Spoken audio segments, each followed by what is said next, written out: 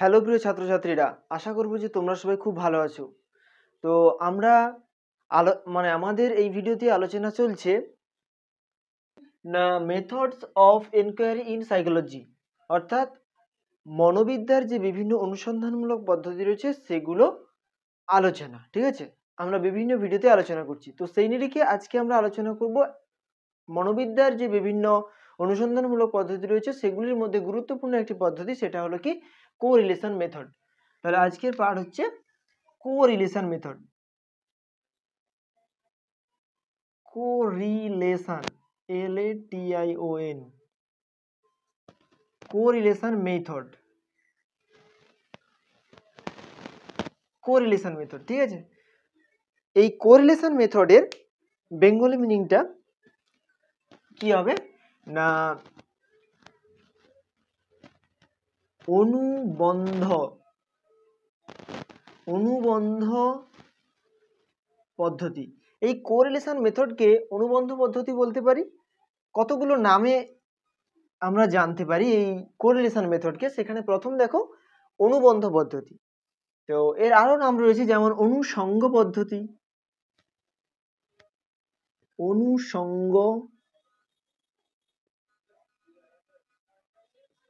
অনুসঙ্গ পদ্ধতি। আবার রয়েছে কি পারস্পরিক সম্পর্কের পদ্ধতি, পারস্পরিক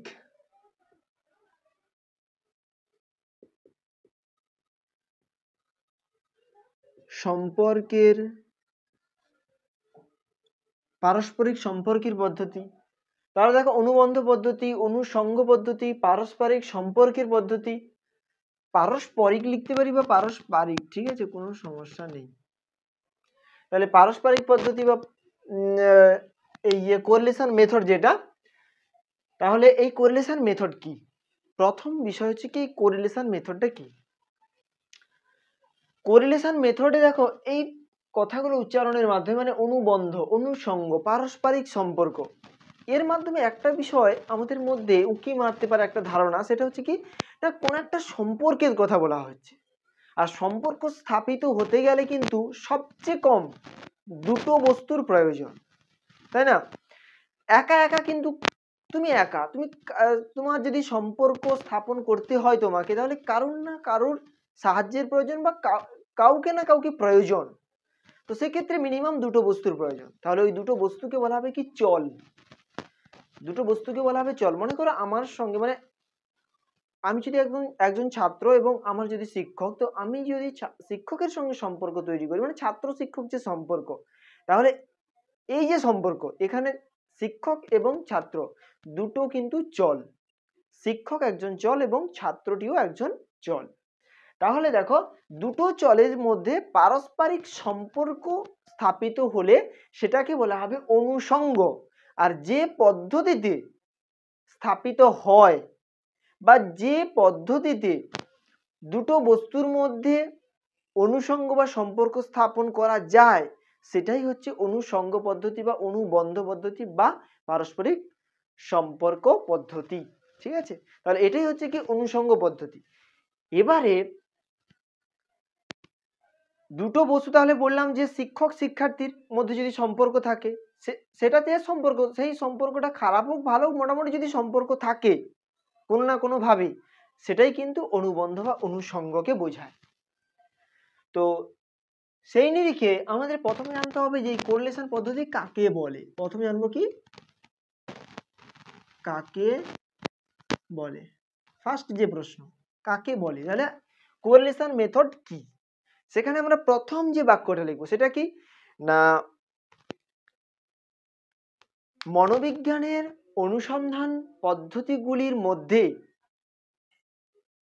যে সমস্ত পদ্ধতিগুলো রয়েছে সেগুলোর মধ্যে অত্যন্ত গুরুত্বপূর্ণ একটি পদ্ধতি হলো অনুসঙ্গ বা অনুবন্ধ বা পারস্পরিক সম্পর্ক পদ্ধতি হলো পারস্পরিক সম্পর্ক পদ্ধতি। ঠিক আছে, এরপর কি লিখবো? এরপর লিখবো যে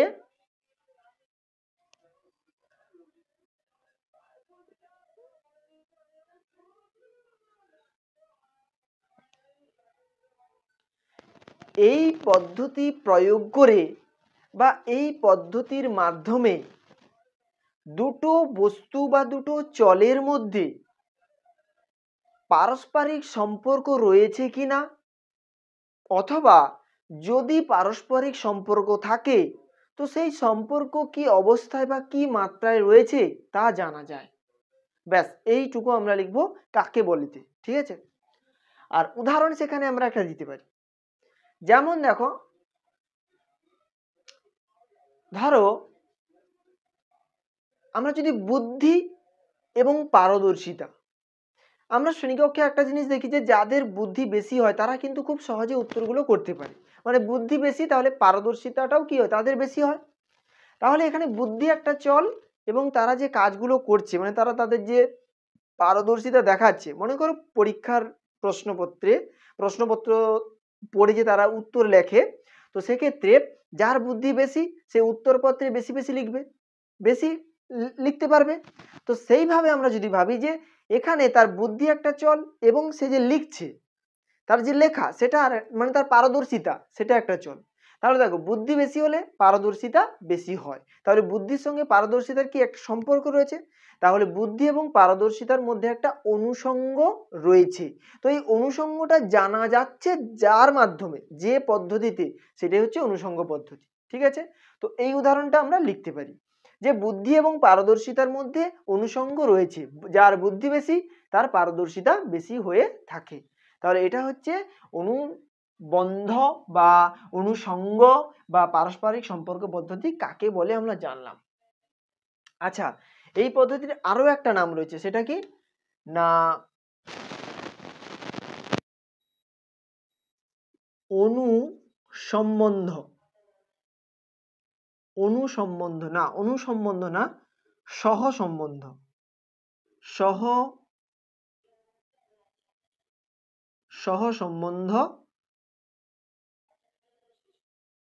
সহসম্বন্ধ পদ্ধতি বলতে পারি। ঠিক আছে, সহসম্বন্ধ পদ্ধতি বলতে পারি।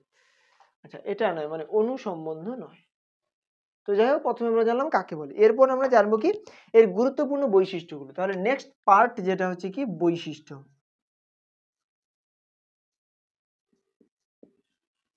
বৈশিষ্ট্য কি কি রয়েছে, তাহলে প্রথম বৈশিষ্ট্য কি হতে পারে। তাহলে বৈশিষ্ট্য যদি আমাদের পরীক্ষায় 5 মার্কের পড়ে, সেখানে কিন্তু আমরা মানে বৈশিষ্ট্য লেখা শুরুর আগে আমরা দু একটা কথা লিখতে পারি যে অনুবন্ধ পদ্ধতির, মানে এক লাইন হলেও আমরা এই কথাটা লিখবো যে অনুবন্ধ পদ্ধতির যে সমস্ত গুরুত্বপূর্ণ পদ্ধতিগুলি রয়েছে সেগুলি হলো, এবার 1 2 3 4 করে লিখবো, আমরা সরাসরি লিখবো না। ঠিক আছে, তো প্রথম পদ্ধতি কি হবে না, দুটি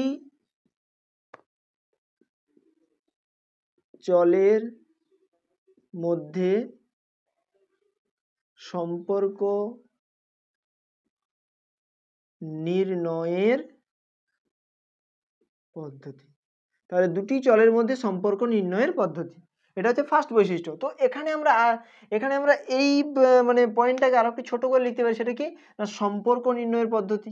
আমরা সম্পর্ক নির্ণয়ের পদ্ধতিও লিখলে কোনো ভুল নয়। ঠিক আছে, তাহলে সম্পর্ক নির্ণয় পদ্ধতি কি না, এই পদ্ধতি ব্যবহার করে বিভিন্ন চলের মধ্যে কিরকম সম্পর্ক বা কেমন সম্পর্ক রয়েছে সেটা জানা যায়। ব্যাস এইটুকুই আমরা লিখব যে অনুবন্ধ পদ্ধতি ব্যবহার করে দুটি চলের মধ্যে কি ধরনের সম্পর্ক রয়েছে সেটা জানা যায়। এবার কি, তাহলে সম্পর্ক, দুটি চলের মধ্যে সম্পর্ক নির্ণয়ের পদ্ধতি। এবার কি না সম্পর্কের মাত্রা, সম্পর্কের মাত্রা নির্ণয়ের পদ্ধতি। তাহলে এটা একটা বৈশিষ্ট্য, সম্পর্কের মাত্রা নির্ণয়ের পদ্ধতি। মানে অনুষঙ্গ পদ্ধতি ব্যবহার করে আমরা তো দুটো বস্তুর মধ্যে সম্পর্ক জানলাম যে এই দুটোর মধ্যে সম্পর্ক আছে, এবার সম্পর্কটা কি মাত্রায় রয়েছে, মানে সম্পর্কের মাত্রা বলতে এখানে এটাই বোঝানো হচ্ছে যে সম্পর্কটা অনেক গভীর সম্পর্ক নাকি খুব মৃদু সম্পর্ক রয়েছে। ধরো ছাত্র এবং শিক্ষকের মধ্যে সম্পর্ক রয়েছে আমি জানলাম, কিন্তু সেই সম্পর্কটা কি ধরনের সম্পর্ক, মানে মাত্রাটা কেমন, অত্যন্ত গভীর সম্পর্ক নাকি খুব মৃদু মানে স্বাভাবিক সম্পর্ক। ঠিক আছে, তাহলে সেই সম্পর্কের মাত্রা নির্ণয় করা যায়। আচ্ছা, তৃতীয় যে বৈশিষ্ট্যটা হতে পারে সেটা কি না, সম্পর্কের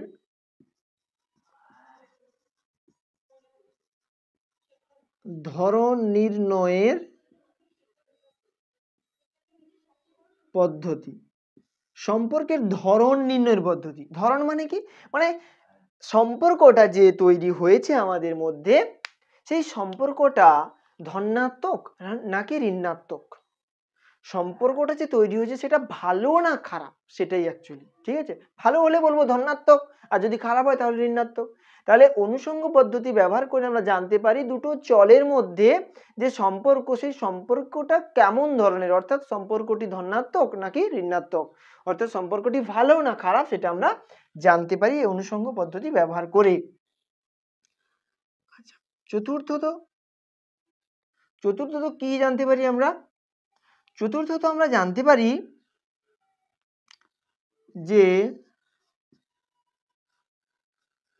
ভবিষ্যৎ আমরা জানতে পারি। তাহলে সেই পয়েন্টটাকে আমরা লিখতে পারি যে ভবিষ্যৎ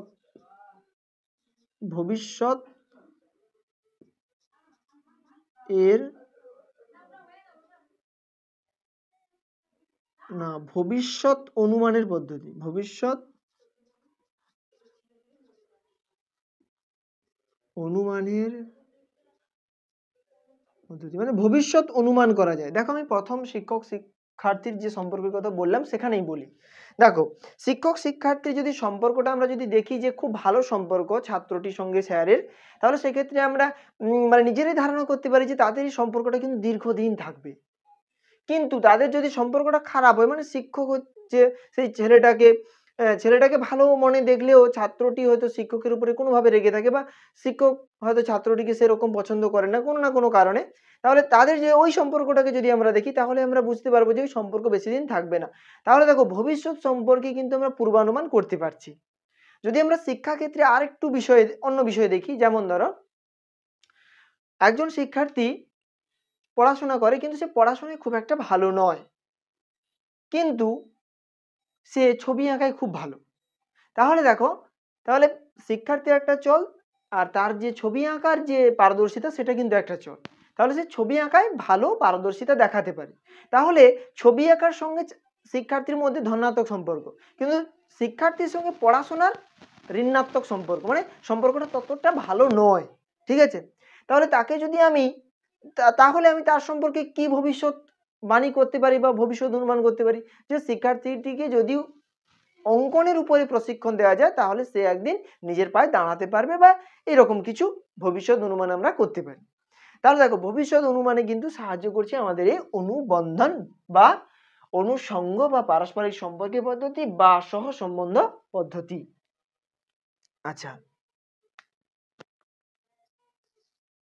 আর কি,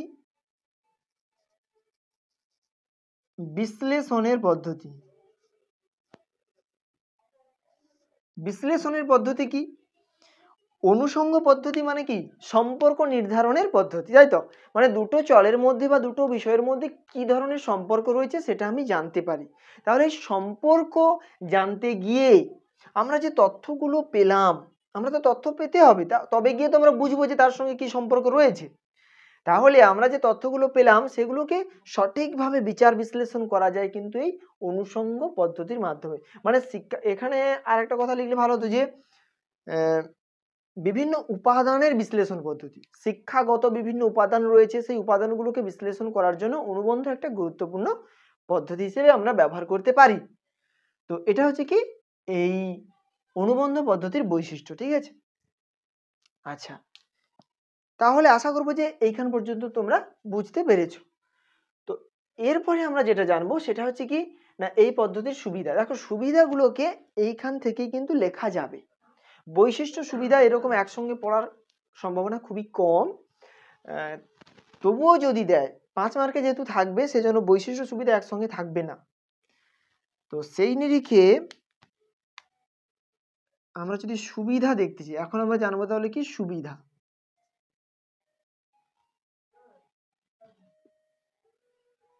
সুবিধা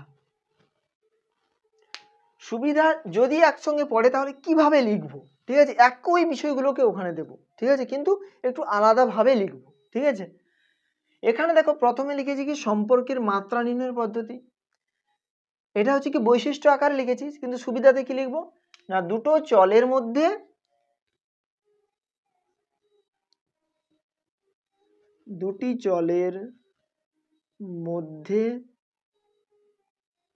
সম্পর্ক জানা যায়, দুটি চলের মধ্যে সম্পর্ক জানা যায়। তাহলে কি না অনুবন্ধ পদ্ধতির মাধ্যমে শিক্ষা ক্ষেত্রে অথবা যে কোনো ক্ষেত্রে বিভিন্ন চলের মধ্যে যদি আমরা দুটো চল থাকে সেই দুটো চলের মধ্যে কি ধরনের সম্পর্ক রয়েছে সেটা আমরা জানতে পারি এই অনুবন্ধ পদ্ধতির মাধ্যমে। দ্বিতীয়ত কি না চল দ্বয়ের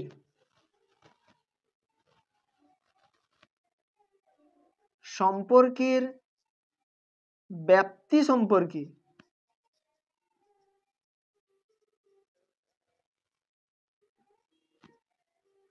ধারণা করা যায়। তাহলে দেখো ওই চলের মধ্যে যে সম্পর্ক তার ব্যাপ্তি কতটা, মানে সে কতটা গভীরতর সম্পর্ক, সেটা আমরা জানতে পারি কি এই অনুবন্ধ পদ্ধতির মাধ্যমে, ঠিক আছে।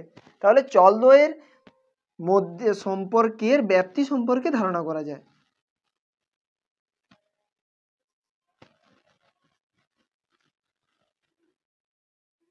এখানে আমরা লিখব কি চলদ্বয়ের সম্পর্কের প্রকৃতি নির্ণয় করা যায়। তাহলে চলদ্বয়ের সম্পর্কের প্রকৃতি নির্ণয় করা যায়, অর্থাৎ সেই চলদ্বয়ের যে সম্পর্কটা পারস্পরিক সম্পর্ক সেটা ভালো নাকি খারাপ, যেটা আমরা জেনেছি যে ধনাত্মক নাকি ঋণাত্মক, সেটা আমরা জানতে পারি এই অনুবন্ধ পদ্ধতি ব্যবহার করে। আমি বলছি যে এই বৈশিষ্ট্য এবং সুবিধা একসঙ্গে থাকবে না, ঠিক আছে, যদিও পরে আমরা এইভাবে আমরা লিখতে পারি, ঠিক আছে। দেখবে লেখা কিন্তু আলাদা হবে, পরীক্ষা যখন লিখবে তখন দেখবে লেখা কিন্তু আলাদা হবে। আচ্ছা, তাহলে এটা গেল কিনা চলদ্বয়ের সম্পর্কের প্রকৃতি নির্ণয়ের পদ্ধতি। আচ্ছা, আর কি হতে পারে?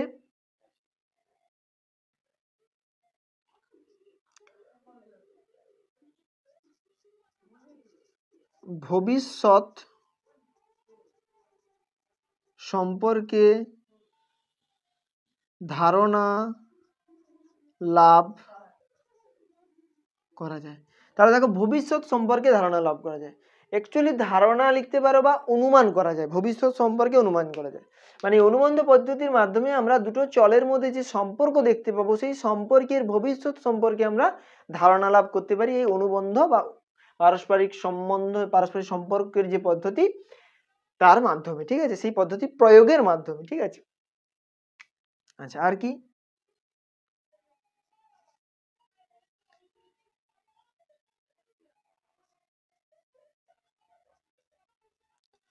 শিক্ষাগত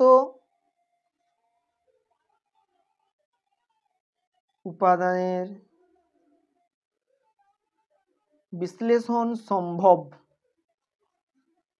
তাহলে কিনা শিক্ষাগত উপাদানের বিশ্লেষণ সম্ভব হয়, তাহলে এই পদ্ধতি ব্যবহার করে আমরা শিক্ষাগত উপাদানের বিশ্লেষণ করতে পারি। শিক্ষাক্ষেত্রে যে বিভিন্ন উপাদানগুলো রয়েছে প্রত্যেকটা উপাদানই কিন্তু একটা একটা চল, সেই উপাদানগুলোর মধ্যে কি ধরনের সম্পর্ক রয়েছে সেই সম্পর্কটাকে নির্ধারণ করার জন্য সেই উপাদানগুলি বা সেই চলগুলিকে সঠিকভাবে বিন্যস্তকরণ বা বিশ্লেষণের ক্ষেত্রে আমরা এই অনুবন্ধ পদ্ধতি ব্যবহার করতে পারি। তাহলে দেখো এই হচ্ছে সুবিধা, এই হচ্ছে বৈশিষ্ট্য, দুটোকেই কাছাকাছি একই রকম ভাবে লেখা হয়েছে, কিন্তু শুধু একটু লেখার মধ্যে একটু ভাষার মধ্যে পরিবর্তন আনা হয়েছে, আর কিছু না, ঠিক আছে। এগুলো হচ্ছে কি সুবিধা। আচ্ছা, পরীক্ষায় যদি পড়ে সম্ভবত অনুবন্ধ পদ্ধতির সুবিধা মানে অনুবন্ধ পদ্ধতি কাকে বলে বা অনুবন্ধ পদ্ধতির বৈশিষ্ট্য বা অনুবন্ধ পদ্ধতির সুবিধা এইরকম ভাবে দিতে পারি, ঠিক আছে। আর এই পদ্ধতির এর পরবর্তীতে আমরা যেটা জানবো সেটা হচ্ছে কি না শিক্ষাগত প্রয়োগ। মানে এই অনুবন্ধ পদ্ধতির কি আমরা কিভাবে শিক্ষাক্ষেত্রে প্রয়োগ করতে পারি, বিভিন্নভাবে প্রয়োগ করতে পারি অনুবন্ধ পদ্ধতি, ঠিক আছে, এটা আমি দেখাচ্ছি। তাহলে এবার আমরা জানবো কি না শিক্ষাগত প্রয়োগ।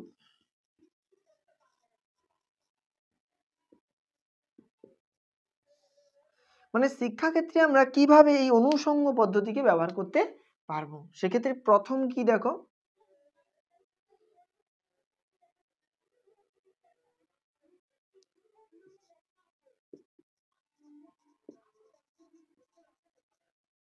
নির্দেশনা প্রদান। নির্দেশনা প্রদান নির্দেশনা প্রদান করতে পারি অনুষঙ্গ পদ্ধতি ব্যবহার করে। দেখো, অনুষঙ্গ পদ্ধতি ব্যবহার করে আমরা শিক্ষার্থীর সঙ্গে বা শিক্ষার্থীর সম্পর্কে বা শিক্ষার্থীর সঙ্গে তার বিভিন্ন যে বিষয়গুলো রয়েছে, পড়ার বিষয়গুলো, সেগুলোর মধ্যে শিক্ষার্থীর কোন বিষয়ের সঙ্গে কি ধরনের সম্পর্ক সেটা আমরা জানতে পারি। তো সেই সম্পর্কে জানার পর সেই শিক্ষার্থীকে আমরা শিক্ষামূলক বা বৃত্তিমূলক নির্দেশনায় সাহায্য করতে পারি বা বৃত্তিমূলক বা শিক্ষামূলক নির্দেশনা দিতে পারি। তাহলে দেখো, এই অনুবন্ধ পদ্ধতি ব্যবহার করে শিক্ষার্থীর সঙ্গে তার বিভিন্ন বিষয়গুলোর মধ্যে কি ধরনের সম্পর্ক, কি ধরনের রিলেশন। দেখো, অনেক শিক্ষার্থীর ইংরেজি ভালো, তাহলে ইংরেজির সঙ্গে তার ভালো সম্পর্ক। অনেক শিক্ষার্থীর গণিত হয়তো কঠিন লাগে, তাহলে গণিতের সঙ্গে তার সম্পর্ক ভালো নয়।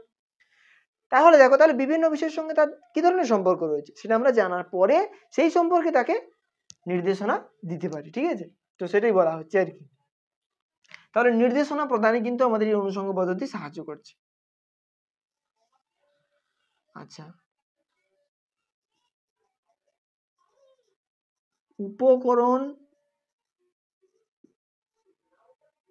প্রস্তুতিতে, উপকরণ প্রস্তুতিতে মানে শিক্ষার্থীদের শিক্ষাদানের জন্য শ্রেণীকক্ষে শিক্ষকরা বিভিন্ন ধরনের শিক্ষা উপকরণ ব্যবহার করেন। মানে শিক্ষার্থীদের শিক্ষা যখন দিচ্ছেন বা শিক্ষক যখন শ্রেণীকক্ষে পড়াচ্ছেন, তিনি বিভিন্ন ধরনের উপকরণ ব্যবহার করেন, তাই না। যেমন ধরো, আমরা দেখতে পারি যে আমরা যখন স্কিনারের সক্রিয়ানুবর্তন জেনেছি, সেখানে আমরা স্কিনার যখন সক্রিয়ানুবর্তনের জন্য ওই যে ইঁদুরের উপর পরীক্ষা করেছিলেন, সেখানে আমরা একটা বক্স নিয়ে আসতে পারি, প্লাস্টিকের ইঁদুর নিয়ে আসতে পারি, মানে দেখানোর জন্য, বোঝানোর জন্য কিভাবে তিনি পরীক্ষাটা করেছেন। তাহলে এই যে উপকরণগুলো ব্যবহার করছি, ঠিক আছে, তো সেই উপকরণগুলি কি রকম ব্যবহার করব, মানে কোন ধরনের উপকরণগুলো ব্যবহার করলে শিক্ষার্থীরা খুব আকর্ষিত হবে উপকরণের প্রতি, ঠিক আছে, যার ফলে কি হবে, তাদের পড়াশোনার প্রতি আগ্রহ বাড়বে। তাহলে উপকরণ যদি সঠিকভাবে হয় তাহলে শিক্ষার্থীরা আগ্রহী হবে। তাহলে কোন ধরনের উপকরণের প্রতি শিক্ষার্থীরা বেশি আকৃষ্ট হয়, মানে কোন ধরনের উপকরণের সঙ্গে শিক্ষার্থীদের সঠিক সম্পর্ক রয়েছে, তাদের আগ্রহের সম্পর্ক, তাদের মনোভাবের সম্পর্ক, তাদের মনোযোগের সম্পর্ক রয়েছে, সেটা আমরা জানতে পারবো কিন্তু এই অনুবন্ধ পদ্ধতি ব্যবহার করে, ঠিক আছে। আচ্ছা, তৃতীয়ত কি,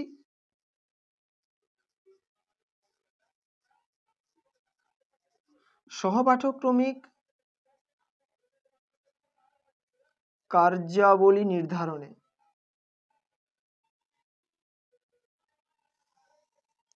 সহপাঠক্রমিক কার্যাবলী নির্ধারণ। সহপাঠক্রমিক কার্যাবলীটা প্রথম কি দেখো, আমি এটা কিন্তু অনেক মানে যে ভিডিওতে এই প্রসঙ্গ এসেছে সেখানে আমি বলেছি। সহপাঠক্রমিক কার্যাবলী বলতে দেখো, সহ পাঠ্যক্রম মানে পাঠ্যক্রমের সঙ্গে যেগুলো থাকে।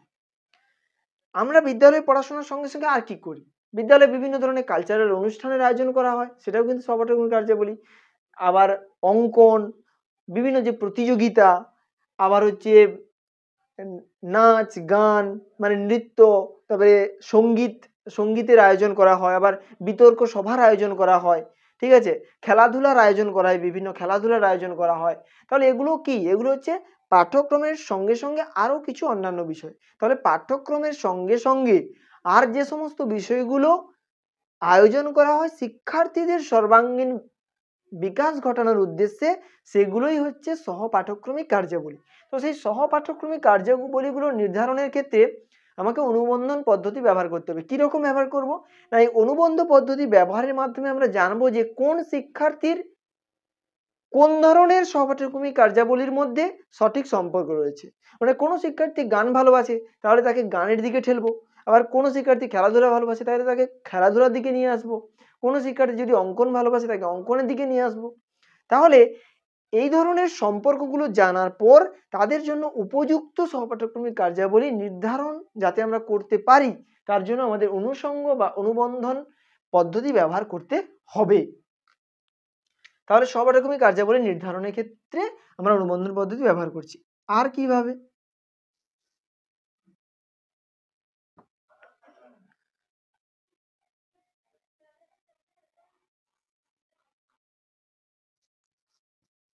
দেখো,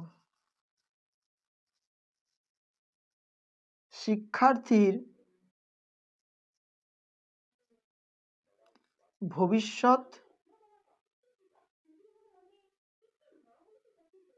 ভবিষ্যতের ধারণা গঠন। দেখো, এই পয়েন্টটা কিন্তু আমরা সুবিধাতেও আলোচনা করেছি, তো সেই পয়েন্টটা কিন্তু আমরা শিক্ষাগত প্রয়োগেও দিতে পারি। কিভাবে লিখবো এখানে, সেটাই হচ্ছে প্রধান বিষয়। না, শিক্ষাক্ষেত্রে শিক্ষার্থীর আগ্রহের বিষয়কে জানার পরে, মানে আমরা এই অনুষঙ্গ পদ্ধতি ব্যবহার করে শিক্ষার্থী কোন বিষয়ের প্রতি আগ্রহী সে সম্পর্কে জানতে পারি, এবং জানার পরে শিক্ষার্থী যাতে ভবিষ্যতে ওই বিষয়টাকে নিয়ে অনেক দূর পর্যন্ত এগোতে পারে তার জন্য উপযুক্ত ব্যবস্থাও আমরা গঠন করতে পারি। তাহলে দেখো, শিক্ষার্থী যে ভবিষ্যতে ওই বিষয়টা সম্পর্কে জানবে বা ওই বিষয়টা নিয়ে এগোবে সেটা আমরা জানতে পারি কিন্তু এই অনুবন্ধ পদ্ধতি ব্যবহার করে। তাহলে অনুবন্ধ পদ্ধতি ব্যবহার করে আমরা শিক্ষার্থীদের ভবিষ্যৎ সম্পর্কে ধারণা গঠন করতে পারি। ঠিক আছে?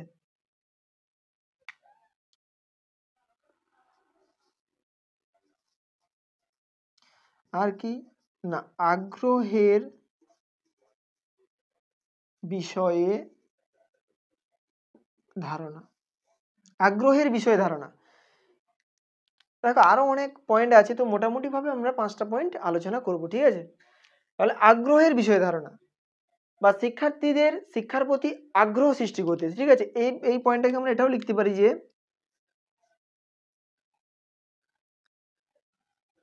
শিক্ষার্থীদের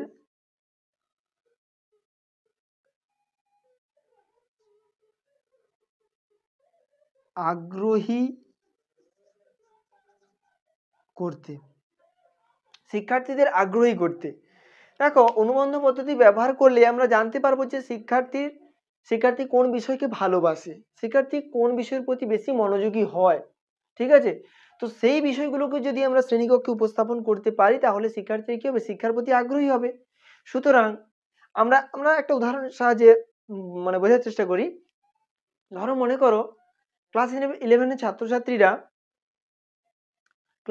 ছাত্রছাত্রীরা কি না কম্পিউটারের প্রতি একটু বেশি আগ্রহী। মনে করো ক্লাস 11-এ ধরো গোটা 10-12 জন স্টুডেন্ট রয়েছে যারা হচ্ছে কম্পিউটারের প্রতি বেশি আগ্রহী। তাহলে আমরা যদি শ্রেণীকক্ষে মানে উপযুক্ত শ্রেণীকক্ষে কম্পিউটার এর ব্যবস্থা করি, মানে কম্পিউটার প্রশিক্ষণের ব্যবস্থা করি, তাহলে দেখো শিক্ষার্থীরা কিন্তু আগ্রহের সঙ্গে সেই বিষয়টাকে নেবে, সেই বিষয়ে আগ্রহের সঙ্গে শিক্ষার্থীরা সম্পর্কযুক্ত হবে। ঠিক আছে? তাহলে দেখো, শিক্ষার্থীদের আগ্রহের বিষয়গুলোকে আমরা যদি সঠিকভাবে উপস্থাপনের চেষ্টা করি তাহলে শিক্ষার্থীরা কিন্তু শিক্ষার প্রতি আগ্রহী হবে বা শিক্ষার্থীদের শিক্ষার প্রতি আগ্রহ সৃষ্টি করা যাবে। তো এটাই হচ্ছে কি শিক্ষাগত প্রয়োগ, মানে অনুষঙ্গ পদ্ধতি শিক্ষাগত প্রয়োগ। আচ্ছা, তাহলে এটা হচ্ছে শিক্ষাগত প্রয়োগ গেল। সুবিধাও আমরা জেনেছি, বৈশিষ্ট্য জেনেছি, কাকে বলেও জেনেছি। এবার কি এই পদ্ধতির সমস্যা। দেখো, সমস্যা দেবে না, আমি শিওর যে অনুবন্ধ পদ্ধতির সমস্যা কিন্তু দেবে না। ঠিক আছে? তবুও আমরা আলোচনার সুবিধার্থে দু একটা পয়েন্ট আলোচনা করি, এখানে আলোচনা হবে। তাহলে অসুবিধা বা সমস্যা। ঠিক আছে? অসুবিধাটা কি হয়? অসুবিধা, তাহলে অসুবিধা কি হয়? প্রথমত দেখো, প্রথম যে অসুবিধা সেটা কি না অন্য চলের প্রভাব, সেটা আমি বোঝাচ্ছি।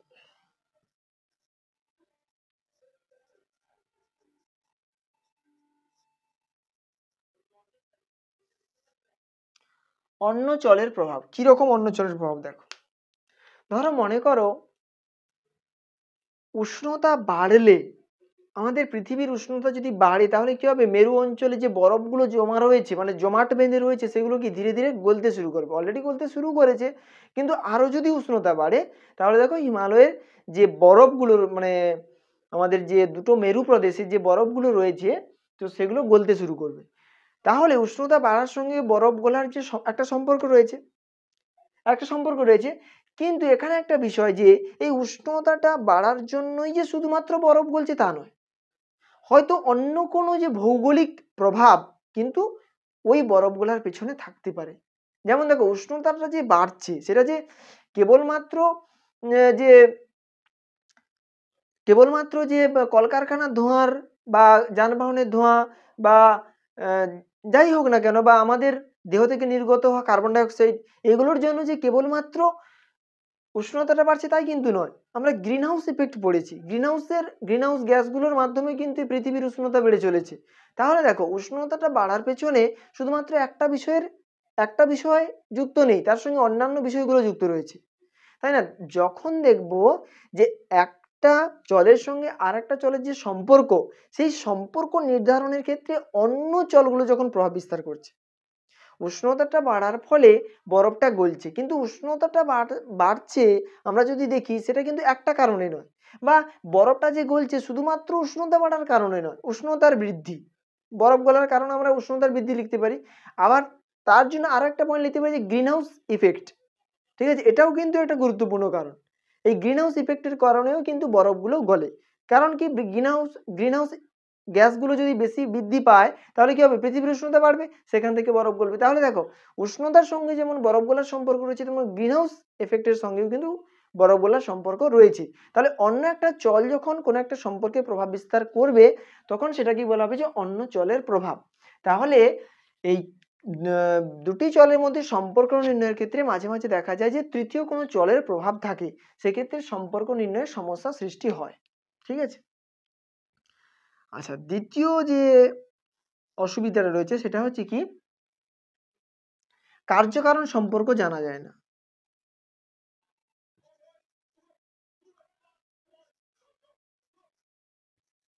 কার্যকারণ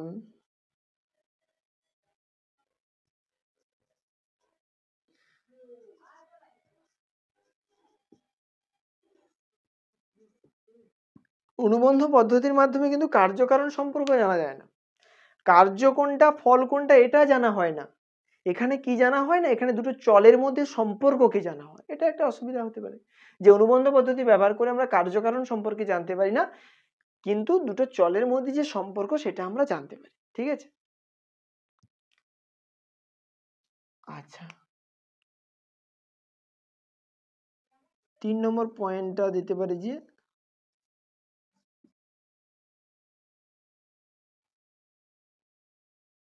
অভিজ্ঞ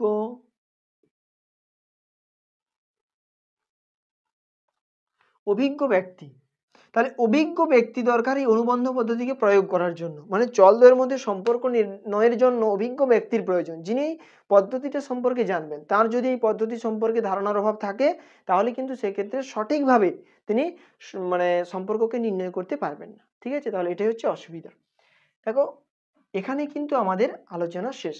আমরা দেখো ধীরে ধীরে পুরো বিষয়টা মানে পুরো কোরিলেশন মেথডটা কিন্তু আলোচনা করলাম। আশা করব যে তোমরা এই কোরিলেশন সম্পর্কে মানে কোরিলেশন মেথড সম্পর্কে ধারণা করতে পেরেছো। তো যদি কোনো সমস্যা থাকে তাহলে তোমরা কমেন্ট করে জানিও। আর পরবর্তী ভিডিওতে কিন্তু আমরা আলোচনা করব আমাদের অলরেডি কিন্তু তাহলে গ্রুপ সি এর সাব ইউনিট সি যেহেতু আজ শেষ হয়ে গেল, তাহলে গ্রুপ সি এর ইউনিট 1 কিন্তু কমপ্লিট। তো এরপর মানে এর পরবর্তী ভিডিওতে হয় আমরা এই চ্যাপ্টার থেকে ইম্পর্টেন্ট প্রশ্নগুলো দেব মানে সাব ইউনিট সি থেকে, না হলে আমরা পরবর্তী ইউনিট অর্থাৎ দ্বিতীয় ইউনিট থেকে আলোচনা শুরু করব। ঠিক আছে, তো পরবর্তী ভিডিওটা খুব শীঘ্রই আসবে, ততক্ষণ পর্যন্ত তোমরা সুস্থ থেকো, ভালো থেকো।